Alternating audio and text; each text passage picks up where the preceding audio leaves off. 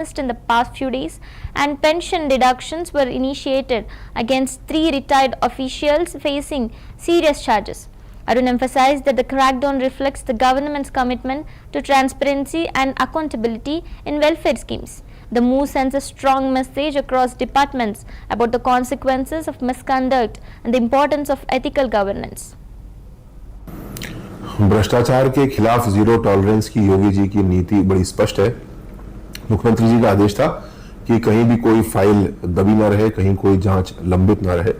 इसको देखते हुए समाज कल्याण विभाग में सारे ऐसे प्रकरणों की सूची बनाई गई और उसके ऊपर पिछले कुछ महीनों में क्लोज मॉनिटरिंग और ट्रैकिंग के साथ में काम किया गया।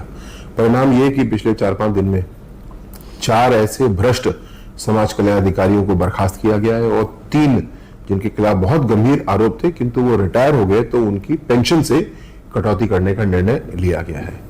इन लोगों के खिलाफ पुलिस की एफआईआर भी दर्ज की जाएगी, जिससे कि प्रशासनिक एक्शन के साथ साथ इनके खिलाफ आपराधिक एक्शन भी हो। मुझे आशा है कि इस कार्रवाई से जो पूरी ईमानदारी के साथ सरकारी कर्मचारी काम कर रहे हैं, समाज कल्याण विभाग के काम कर रहे हैं, उनका मनोबल बढ़ेगा। और अगर आज भी कोई भ्रष्टाचार के बारे में सोच रहा है तो इसको सोचना बंद कर दे, पूरी ईमानदारी के साथ काम करें। जिन गरीब लोगों के कल्याण के लिए ये विभाग बना है उनकी सेवा करें। किसी प्रकार उनका उत्पीड़न करना, भ्रष्टाचार करना अगर कोई सोचेगा तो उसके खिलाफ भी इसी प्रकार की दंडात्मक कार्रवाई की जाएगी। भ्रष्टाचार के खिलाफ जीरो टॉलरेंस की योगी जी की नीति बड़ी स्पष्ट है। मुख्यमंत्री जी का आदेश था कि कहीं भी कोई फाइल दबी न रहे, कहीं कोई जांच लंबित न रहे। इसको देखते हुए समाज कल्याण विभाग में सारे ऐसे प्रकरणों की सूची बनाई गई और उसके ऊपर पिछले कुछ महीनों में क्लोज मॉनिटरिंग और ट्रैकिंग के साथ में काम किया गया।